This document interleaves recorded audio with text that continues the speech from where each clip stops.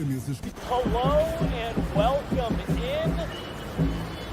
Please do not leave your luggage unattended on the station.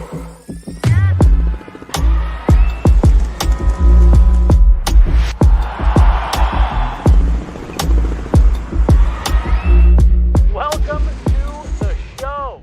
How's it going, everybody? Welcome to Guerilla Sports Off Court. I'm not Liv Moods. That's Liv Moods over there. I'm Jesse Montaño. We're here to talk Denver Nuggets. Liv, you have had a crazy week, so I thought I'd come in, pinch hit, help out a little bit. Yeah, I love You've been it. in different states, different podcasts. You've been a little bit all over the place. How's your week been? Are you still standing upright? I'm upright. Yeah, no, honestly, I think it's just, you know how this space goes. You kind of have to divide your brain into multiple sports sections, especially with what we're doing, especially you're doing with Guerilla Sports. You kind of have to have I wish I had more than one brain so I could divide and conquer because we don't want to neglect basketball. Basketball is right around the corner, opening night, October 22nd. And it does feel like, oh my God, that's still forever away. You know, we've still got the Nuggets that are going to go overseas to play some basketball here soon, which will be really exciting and give us more to talk about. But yeah, it's like you deep dive into the football world. You're getting really deep into the Avs stuff. So you now understand that having to divide and conquer is definitely tough, but it's what we do. And it's so hard. I was just having this conversation when I was in California for my little day trip that it's hard to complain about what we do to the regular average Joe, right? They're like, you get to travel with the Avs and talk about the Broncos and go here and go there. It's like, yeah, it's hard for people to understand, but it is a lot of work. And you know that you really do have to be all in when it's the sports season. And it feels like even in the off season, you're all in, which is what we're doing right now. We're still talking Nuggets. We've been talking basketball since the end of, the Celtics championship run. So it never ends. There's always something to discuss. There's always different details to follow up on and conversations to have. So while I am fully in football mode right now, you can't forget about the fact that the Nuggets are literally, it's going to be here before we know it. So I'm excited. I can't wait until we've got that crossover of all three of our major sports that we talk about at Guerilla Sports all fired up. Obviously, you and I know that Guerilla Sports is on a pretty exciting trajectory right now, and some really exciting things have been happening for us. And so, every opportunity any one of us gets to go travel or be somewhere else, we're representing Guerilla Sports loud and proud. And there's obviously too all those things that we know about Guerilla Sports that are happening behind the scenes that we can't really even talk about yet. So all good, all exciting stuff. It pays to be busy. So the busier we are, I feel like the better off Guerilla Sports is going to be. So it's exciting stuff. And like I said, basketball season will be here before I know it. So I better enjoy actually what I've got right now, because it's just going to get crazier as we start getting into the thick of the regular season. Same with hockey. So we'll enjoy the peace, even though it doesn't feel like peace all the time. We'll enjoy it while we've got it for sure. And then, we haven't dipped our toe into the baseball world yet at Guerilla Sports, but so that it's just so funny because we go all summer where it's the off season and you're kind of slogging through. And then to your point, it feels like in a blink, football starts, then hockey starts, then basketball starts, and you're right back in it. But like you said, it is going to be here before we know it. We've actually got some on-court activities starting next week. We've got a media day late next week. So there's a lot that I want to just start touching on a little bit. Because like you said, there's a trip to Dubai. There's still an entire preseason. But I think we've got some stuff that we're going to start getting answers on next week. And there's probably going to even be a few more question marks starting next week. But I want to just kind of start really basic. Okay. And I went back and I was looking at a championship window for this group here, right? Because I think it's still safe to say that they are firmly in the middle of one. For sure. But so I wanted to compare and contrast, not to last season, but to the season before that, when they were the NBA champions. And I want to just start, like I said, basic. That year, the starting five in the clinching game against the Miami Heat, you had Kentavious Caldwell-Pope, Aaron Gordon, Nikola Jokić, Jamal Murray, MPJ. A lot of that is still intact. Who do you have that you think night one will be the Nuggets starting five this year? Yeah, so obviously losing KCP is a big blow to this Denver Nuggets team, and I don't actually think we've spent enough time collectively as Nuggets fans as well as media members discussing what an impact that's going to be for the Denver Nuggets. It's going to be probably more negative than positive losing KCP, if we're being fully transparent. And that happens in sports, right? You lose not only one of your favorite players, but a crucial piece to the locker room. I'm sure you have that same thing over on the hockey side. You know, you've got the guys that are the heart and soul of the locker room. Not only are they talented, which KCP was, both offensively and defensively. That was my biggest concern from a basketball perspective, is we're losing defense here. And that is not a good thing, because we already have struggled defensively, especially last season. So yeah, that was a huge loss from a basketball perspective. He was a 3-and-D guy. He was a pretty reliable vet. He had that championship, you know, like he had been a part of some really successful franchises, and he kind of understood what it took to win. So you've got the aspect of his actual game that we lost. You've also got the heart and soul of the locker room, the fact that he was a leader in so many ways, the fact that he's one of those guys that's telling Jamal Murray, hey, I know you're not making your shot, but keep taking it. You know, you need guys like that in the locker room. And so maybe even harder to replace than the, you know, on-court productivity, offense or defense. Absolutely. Well, because we know with these young rookies, they're getting better and better. The talent is getting stronger and stronger. And so from a talent perspective, you're like, okay, yeah, KCP, he does feel like one of one, but he's also not getting any younger. So there are people that you could plug into that from a talent perspective and say, we may be all right. But the heart and soul piece, absolutely, to your point, it is very hard to replicate a KCP in the locker room. Now, that's where we've got a really great guy like Russell Westbrook that enters the chat that I think will be really good for this new starting five. So to answer your question, I've got the same starting five as the championship run, except we're throwing CB, Christian Brown, into the mix, who we know actually has had some pretty clutch moments for this Denver Nuggets team, especially in the postseason, which I think is where we're going to need him the most. You know, defensively, he's made some great moves for this Nuggets team, and we know he's got to work on his 3-point shooting, and I think he also knows that. So you've got a little bit of worry there, because KCP again became a pretty reliable 3-point shooter for the Nuggets. And we kind of struggled with 3-point shooting last season when we typically don't. Jamal Murray, ice cold from the 3-point line. MPJ finally got over his little hump, but the second that he did, you had your best 3-point shooter in Jamal Murray kind of falling off, and now you've lost KCP. So the 3-point shooting is for sure a concern. I'm hoping CB took some time in the offseason to work on that. But what's even more exciting, I think, about having CB in that starting lineup is that just behind him, I think you've got a really great second option in Julian Strawther, who we saw in Vegas really having a great showing in Vegas. Obviously, in that same trip, we lost Deron Holmes, which was a tough loss for this team. Just brutal. But it was so brutal. But Julian Strawther, also coming off of an injured season, was able to show, hey, there's a reason they brought me here, and I still am worth something. You know, it's hard when you've got athletes that fall injured. And I've talked about this even with Nate on the Bronco show on off field, that it feels like when you get injured as an athlete, one of two things can happen. You can come back and be better than ever, and or kind of need a second, but still show that you've got what initially brought you to that team. Yep. However, you've also got the side where the game could pass you by, and then you get healthy and you're ready to go. And it's like, okay, everyone else around me got even better, and now I'm still behind. Yeah, like I'm healthy, but I'm behind the people that have been training for the last season. So I think what we saw from Julian Strawther in Vegas was very, very optimistic. It made me very excited about what he can bring.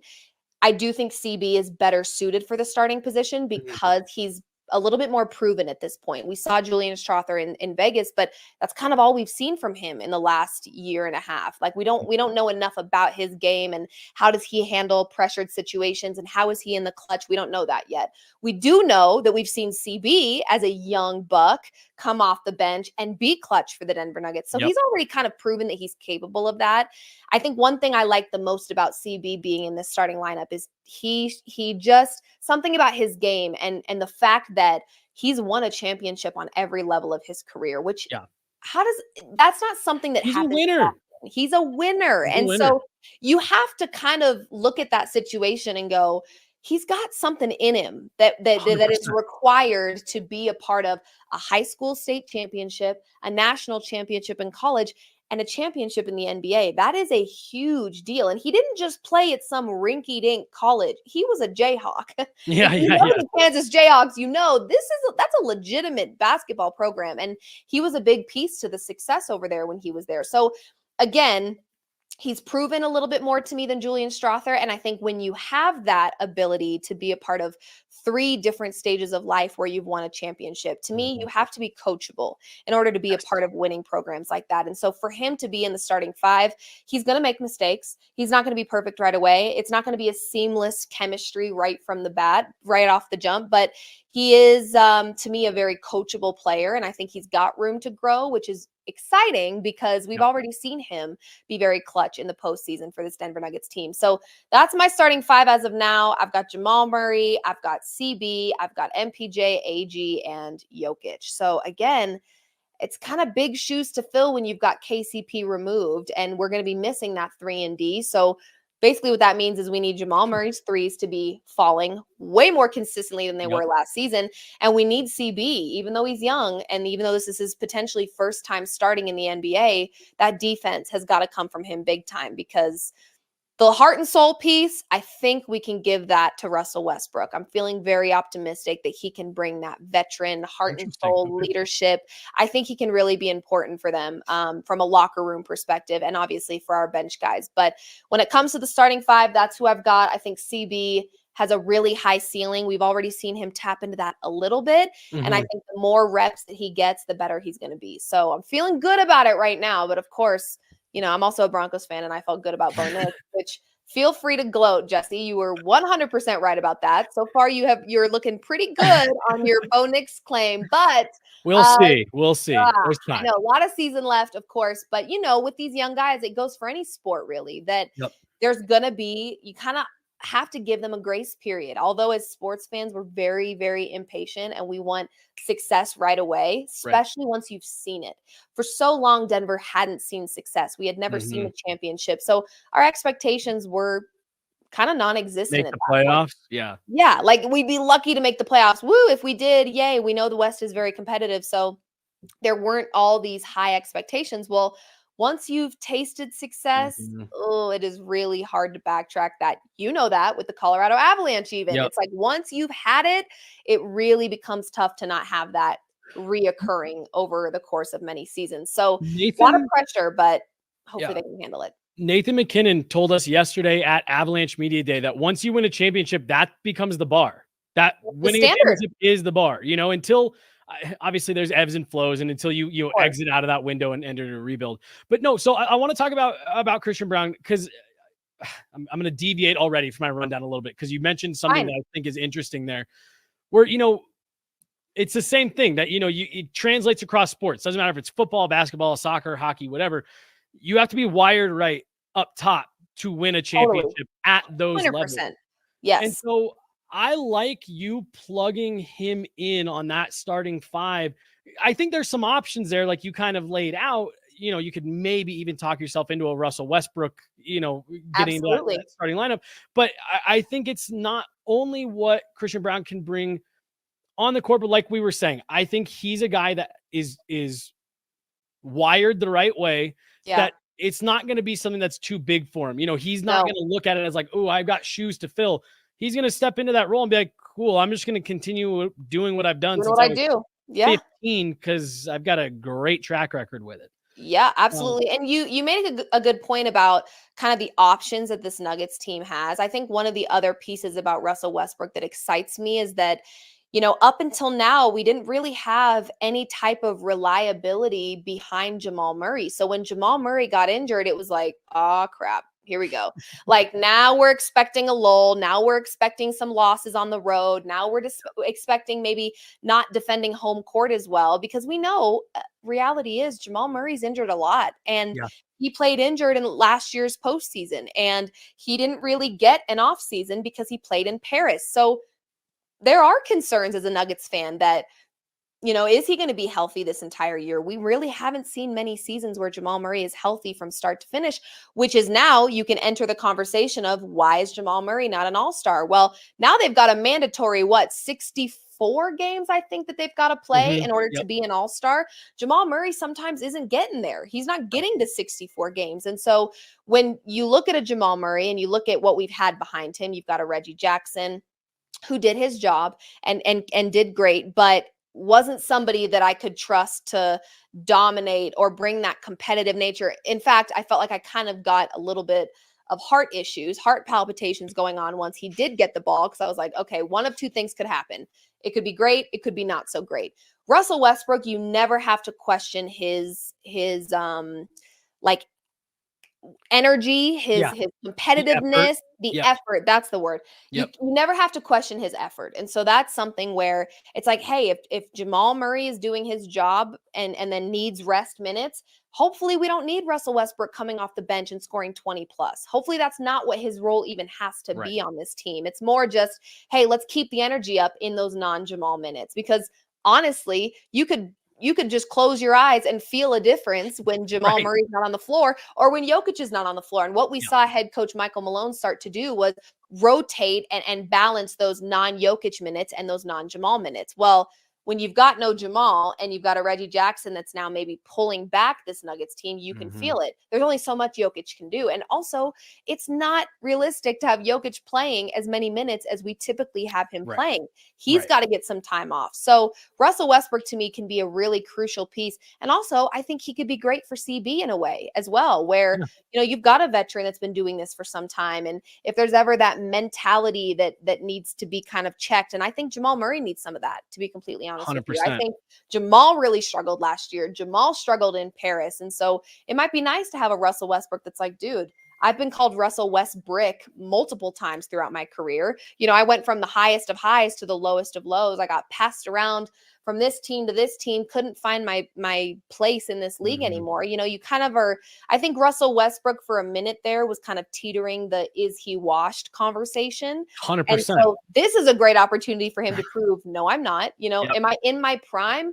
No. But am I washed? I'm also not washed. So I do think Russell Westbrook can be a really good thing. And like you said, when there's so many options, we may actually see Russell Westbrook starting at some point in this season if Jamal Murray can't stay healthy, which, if I'm keeping myself realistic, he probably won't stay healthy. So we may see a combination of Westbrook, CB, MPJ, AG, and Jokić. And we'll have to see how that goes. But there is going to have to be that grace period of, you know, in a perfect world, we keep the starting five healthy. That's just not realistic. So what does that now starting five look like with a Westbrook that's running the offense? You know, so thankfully our center can also run the offense. He plays point guard, he plays shooting guard, he plays center. I mean, he does it all. So that definitely helps. And that's what I wanted to talk about next. Cause you know, Liv, like it's so funny. It's like I'm looking at this starting five from 2 years ago and there's one change, right? There's one change, but geez, it really felt like at the end of that Minnesota series, I don't want to say that like it felt hopeless, but like it really kind of felt like a splash of cold water in the face where it's like, whoa, this 100%. Team, like how much of the weight is Nikola Jokić actually carrying? And again, to your point, that's both a good and bad thing. Because if Nikola Jokić is on your team, you're in title contention, but there really needs to be more support coming behind him.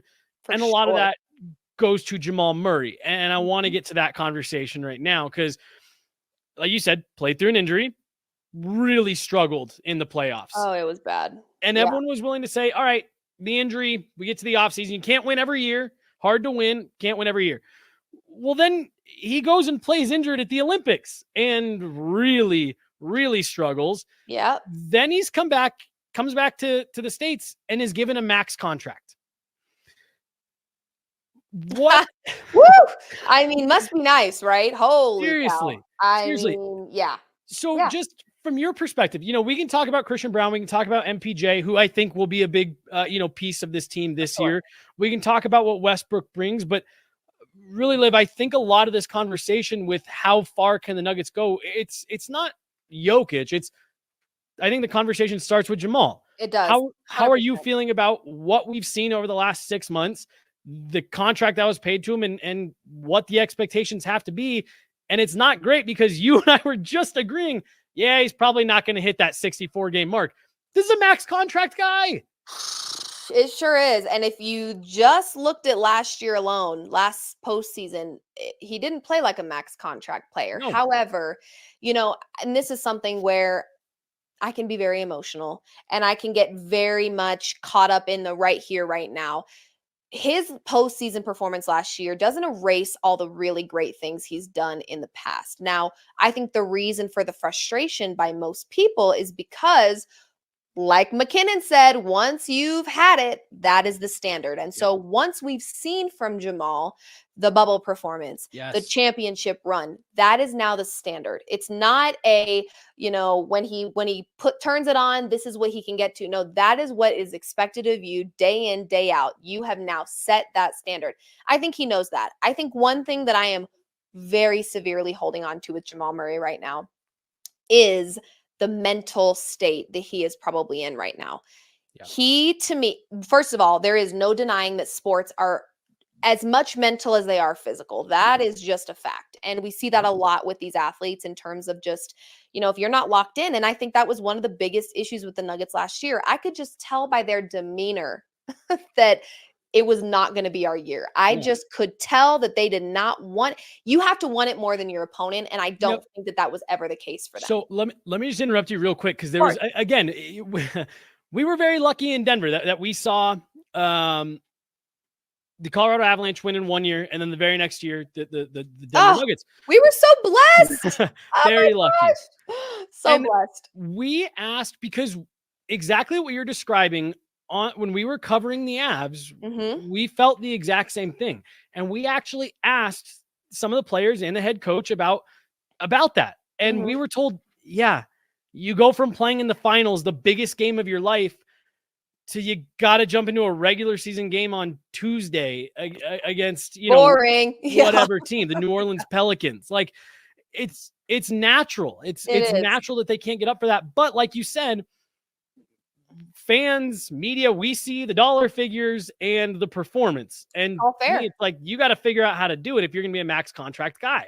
Absolutely. Well, and I think too, when you come off of a championship year, the celebrations kind of just roll right into the next season. So you're still kind of riding on adrenaline a little bit. And then I feel like halfway through the regular season is when we start to see the crash from the sugar high. Yeah. And then by that time, everybody else in the league is now turning it on and you're coming down from a sugar crash. It's like, and that's kind of what I felt like we saw with the Nuggets last year. It's like they kind of started off feeding off of that, momentum and that adrenaline of like, we just won a championship very convincingly. We've still got our team together for the most part, minus a Bruce Brown, but we still kept our group together. Our core is still here. We're still well coached. And they rode on that adrenaline.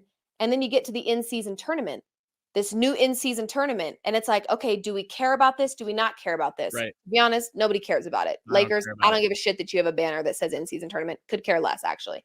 So I don't care about it. But I think it created a lull for them because it's like, oh, we're not winning convincingly anymore. Even though it's the in-season tournament, it's still a competition. It's still a tournament. It's still got the same feel. Right. And so I think that kind of created a little moment of like, ooh, okay, maybe we're tired. And then it's like, well, you still have a lot of season left. It's not over yet. And then by the time the playoffs come around, we can't even nail that number 1 seed down. We're not even fighting for home court anymore, which is something that normally would be an advantage. But then you look at the Timberwolves series, we couldn't even defend home court that entire series. We lost games 1, game 2, game 7. I mean, it was bad. It was brutal. So yeah, I don't know. I think that there was definitely an aspect of exhaustion that played into last season. And I'm not going to use that as an excuse because guess what? Everybody's tired. I'm tired.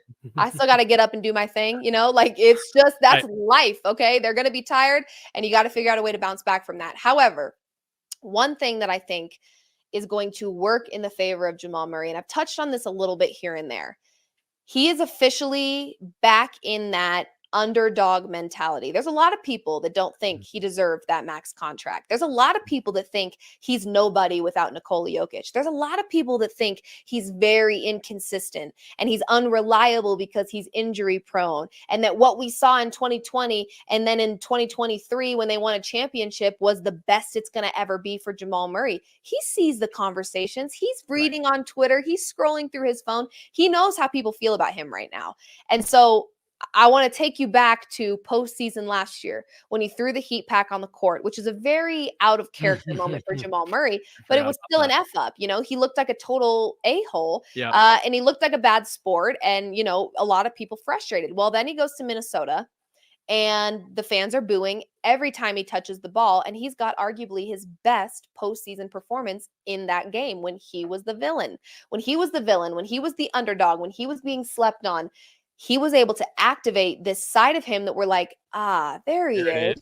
And we know that was kind of the whole story of the championship run by the Nuggets was media heads not paying them their respect, not getting enough nationally televised games, not getting enough credit for what they were doing. There was always us spending more time talking about LeBron James potentially retiring, which anyone with a brain in their head knew he was just playing with the media. But we spent more time talking about that than we did about the fact that the Nuggets were able to sweep LeBron James and Anthony Davis, So they were getting slept on. They were getting undervalued and underappreciated. And I think that fueled them. It really did. I think it made them unstoppable. So that's the one thing that I'm looking at going, okay, maybe I would hope he didn't do all of this on purpose, for the love of God. Please tell me that you didn't do any of this on purpose. But there is a world where we're getting him positioned back into that nobody believes in you mentality. And I think when nobody believes in Jamal Murray, he's like, I'm going to show you.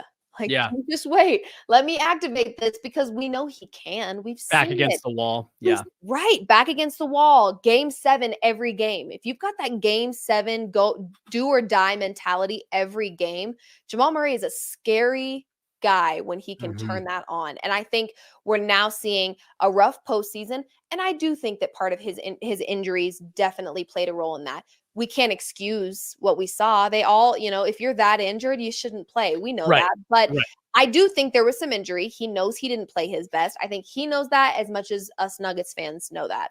And so I think we're just getting him in a really good position to kind of let that offseason talk fuel you. And now you've got a max contract. So now people are talking even more. Like, who is this bum with all this money? He doesn't deserve that kind of a contract. There is some serious...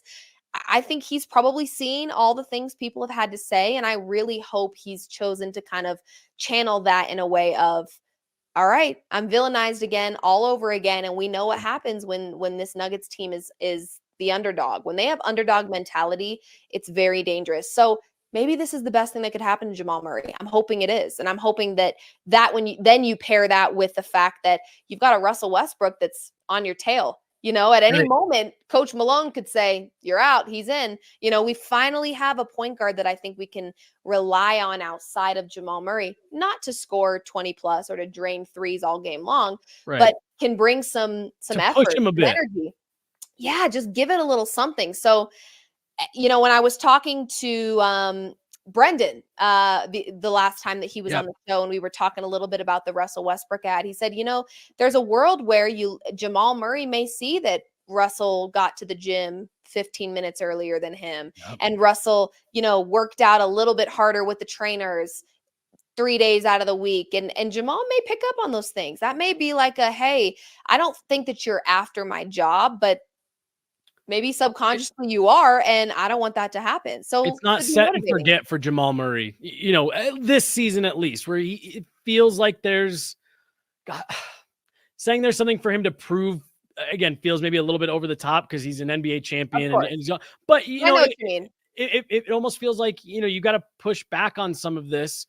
So, and you kind of already started to answer it a little bit, without even maybe knowing that you were answering it. But I want to know what you think he's going to say. Because we're going to get our chance. We're going to get our first chance to talk to him next week, since the end of the season, since the Olympics, which were, I don't want to necessarily say controversial, but I heard a lot of people saying, I don't know if he should be there. And then it's going to be the first time that we're going to get to hear from him since the deal. Do you think, Jamal can be a little bit of a prickly guy in with the media sometimes. Do you think that he really is just going to kind of approach it from like you guys are going to say whatever you're going to say? Or, do you think he might try to confront a little bit of it and say, I know I haven't played the way that I maybe want to, but I now have this contract and now it's on me to go out there and earn it. So in a perfect world, he would take some accountability for sure. and he would say, I wasn't the best version of myself. Yes, I had some injuries, but I lacked consistency, and I need to get back on track doing what I do, because that is going to be the overall theme of the questions that are asked is, hey, you're making a lot of money. So what is going to look different from last season to this season? Or do you just remain the same? And I would say in a perfect world, yes, there's some accountability that's taken. He takes a little bit of ownership. He locks in, he focuses, and he makes sure that everybody knows I'm good. Mm-hmm. We're working on what we need to work on. Everything's okay. What I think he'll actually say is, it's a new season. Yeah. I'm not worried about last season. Eyes forward. Yeah. Very traditional, Yep. perfected responses, I think, is what we'll get from Jamal, because that's what we typically get from Jamal. Right. He's not a super emotional guy. He's pretty just, I don't want to talk about it, or I'm leaving that in the past. But I do think there needs to be a bit of a conversation of like, hey, not all players have the luxury of playing that poorly and then getting a max contract the following year. Right. That's kind of a luxury, that's not a normal thing. No. Usually in order to get a max contract, you have to be putting up max numbers. And we Mm-hmm. didn't get that from Jamal Murray. Consistently. And I think that's the key word with it too. Consistently. Yep. Because that's what even bubble Jamal, like, we refer to it as bubble Jamal because it was like, whoa, we weren't expecting that. Yeah. Again, he set a new standard. That was when we went, oh, okay. Now we know what this guy's all about. Okay. Right. And then he did it again when he had a healthy season with a championship run where he's shooting lights out and nobody can get this guy under control. And it's like, all right, there it is. There's that standard again. And so I think he is a smart enough basketball player to know what his standard is. He knows he set it high, and he knows he now has to reach that on a max contract. I think the issue though is, again, I think your fans want to hear from you that something is going to change. We didn't like what we saw in the postseason last year, and not because you're not allowed to make mistakes, but because of how valuable he is to this offense. Like you said, how you framed this whole conversation was, yeah, Jokić is important, but honestly, there are times where what Jokić is going to bring you. I mean, come on. At this point, it's just, you just know it. Yeah. And some of what needs to change with this Nuggets team is, we got to get this guy some help. It can't just be Jokić that is constantly doing what he needs to do. And so I think that Jamal should take some accountability here and just at least acknowledge that that wasn't your best. You're sitting in a very good spot to be able to have a max contract coming off of such an inconsistent postseason. Some acknowledgement would be nice, but here's the problem, Jesse. I truly think those buzzer beaters saved his ass. Yeah. Because there were moments where he truly saved. If it weren't for him, I'm not sure he would have made it past the Lakers, honestly. So it's like, damn it. He wasn't consistent. He didn't reach the standard that he himself has set, but well, it's so, and those again, I hate to mega, it's hard. It's hard. I hate to, be constantly drawing parallels to the Nuggets and the Avs, but it is hilarious how like similar their paths are right now. But again, so Mikko Rantanen is kind of in that same spot for the Avs as what we're talking about with Jamal Murray. And again, we were out at Avs camp today. That's why I keep drawing these lines. No, I love it. I asked Jared Bednar because Mikko Rantanen is the type of player for the Avs where, he can struggle with his play, but geez, you look at the score sheet at the end of the night and he found a way to contribute and he found a way to be involved. And part of the reason why there's so much of this conversation, I feel like, around what's frustrating about Jamal Murray is exactly what you just said. He'll go an entire series, he looks terrible, and then in the clutch moment where you really need him, he shows up. And that's what like keeps, it draws you out and then it pulls you back in. It draws you out and it pulls you back in. And again, Nikola Jokić, we know with your mind is what it does. It's confusing. Yes. We know what Nikola Jokić is going to do. And we saw last year that unfortunately for the Nuggets, Nikola Jokić can't win a championship by himself.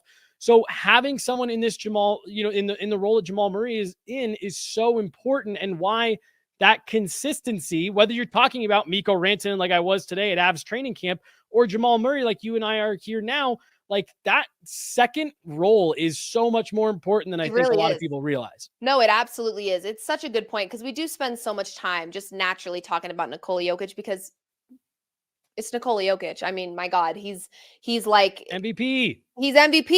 He's playing basketball in a way that we've really never seen before. He's so unique. He's such a I don't like saying freak of nature, but truly that's how it feels when you watch him play basketball. He is a freak of nature. It's like, how does he even do half the things that he does? And he does it with just kind of like a, yeah, well, like he just seems so casual out there and so relaxed and so calm. And it's like, oh my God, how is this even possible?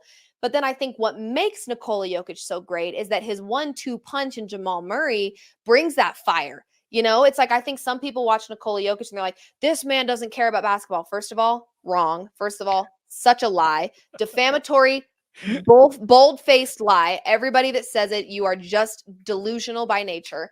However, you know, he does have a very relaxed and calm nature about him, which I think is maybe where people are pulling this from. So then to have the 1-2 punch in Jamal and Jokić, you've got the Jamal that comes in with that attack, but that's not what we saw from him last year. So it really did feel like Jokić was a one-man band out there. It's like his 1-2 punch, his sidekick, you know, Batman and Robin was just kind of like not there, non-existent. Yeah. So I think Jamal Murray being villainized, being the underdog is going to be great. I think Aaron Gordon, I think what we're about to see with Aaron Gordon is a rebrand. Okay. Changed his number to honor his brother. Obviously went through a very, very traumatic family loss in the offseason that I would only imagine is going to be a motivating factor for him to constantly be the best version of himself on and off the court. His family, from what I've been able to even see for the few games that I got to go to this past season, his family is a big supporter of his in terms of being at games, screaming loud.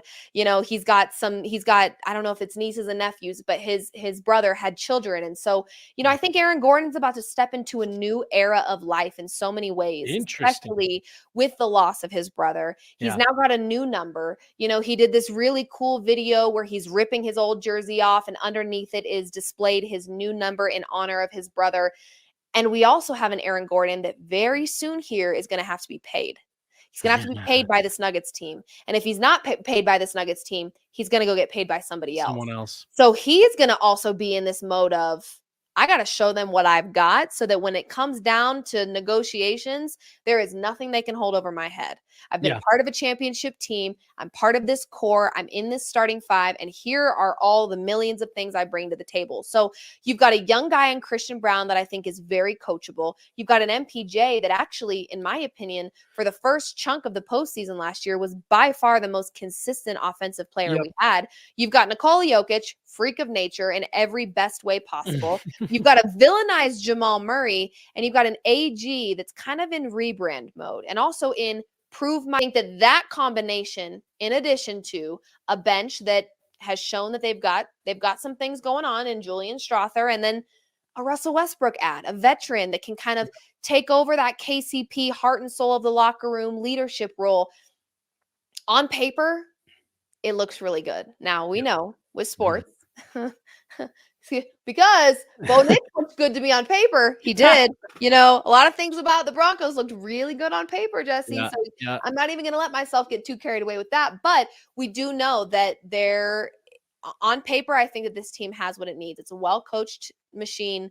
I think that they needed a longer off season. Now you do wonder, did playing in Paris for two of our most important players hurt them, not having full rested off season? Maybe it did, maybe it didn't. But ultimately, I think that they're going to be much more rejuvenated and refreshed and ready to go at the start of this season than they were at the last. It's very hard to win back-to-back championships. That's why we don't see it happen very often. You know, it's like in a perfect world, yes, the Nuggets would dominate back-to-back. It's not an easy thing to do.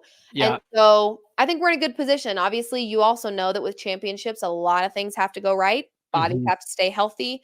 And so it'll be interesting. But I do think with that starting five and the addition of Russell Westbrook and a Strawther behind CB, just in case CB's shooting didn't get better in the offseason, I think we're looking pretty good. So So there's one last thing. And like you said, the back-to-back, I think people also really underrate how short that offseason is when you win a championship. And it felt short as a fan. Seriously. I can't imagine how it felt for them. I felt like I was celebrating. And then I was like, oh, we're playing again. We're here again?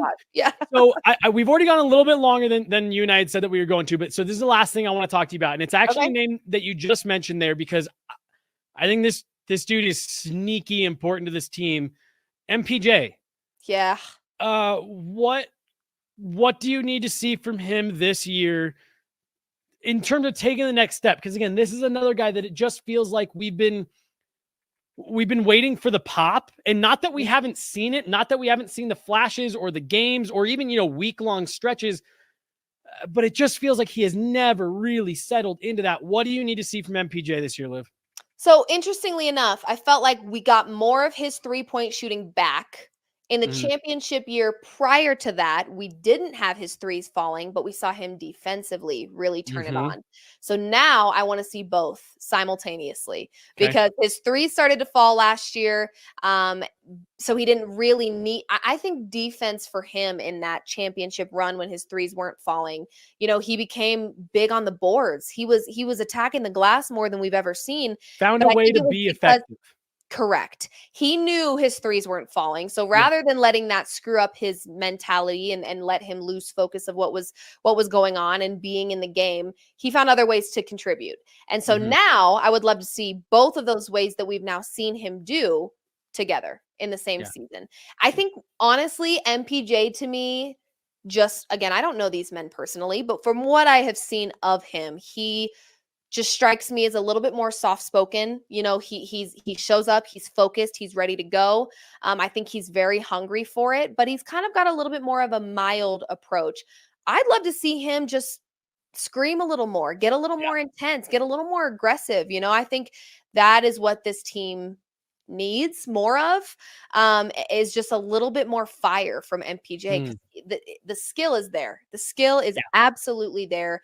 He is a joy to watch when he is on. And again, what I love about MPJ is if those threes aren't falling, I guarantee you he will contribute in some way, shape, or form. We've seen now over the last 2 seasons, I would say, him getting a little bit more consistent and finding his rhythm a little bit more every game. So I would love to see both happening together, attack the glass, show that aggression, but also let those threes fall, because like I said, he to me was one of the most consistent offseason or postseason offensive players that we had. So I want more of that, but I also, I want to be able to take the over on your rebound prop and know that you're going to hit it no problem. And I can also take the over on your threes because you're also going to hit those. If I could parlay MPJ's threes and boards every game for this season, that to me would be him absolutely at his peak. And I don't even think that that's like that crazy of an ask. That's development. You're asking for him to continue. All right, we've seen you do these things separately.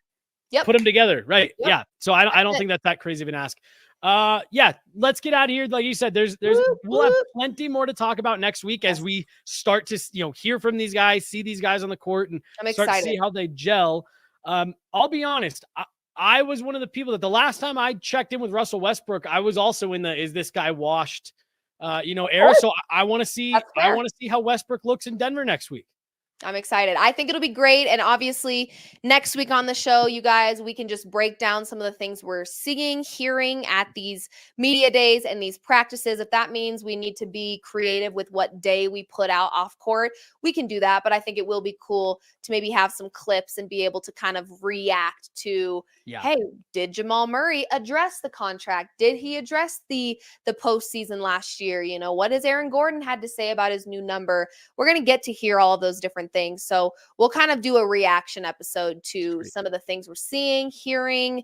There's going to be lots of whispers as they start getting the team back together. And then obviously we'll have lots to talk about after Dubai, after we get to see this team on the court in full force. So very excited for that. And obviously, Jesse, thank you for helping divide my brain. Thank you for keeping the basketball brain intact. Because thanks for letting me jump on. I love it. Jump on and hang out. This was great. Let's do it again next week. Let's keep talking about it and see what happens. Thank you guys so much for listening. We'll have another one coming out next week. And then as we get closer to the basketball season, we'll have more episodes. Liv's going to have some outstanding guests on, so I'm looking forward to it. But hey, That's Liv Moods. I'm Jesse Montaño. This is Guerilla Sports Off Court. Thanks so much, guys. We'll talk to you next week. See ya.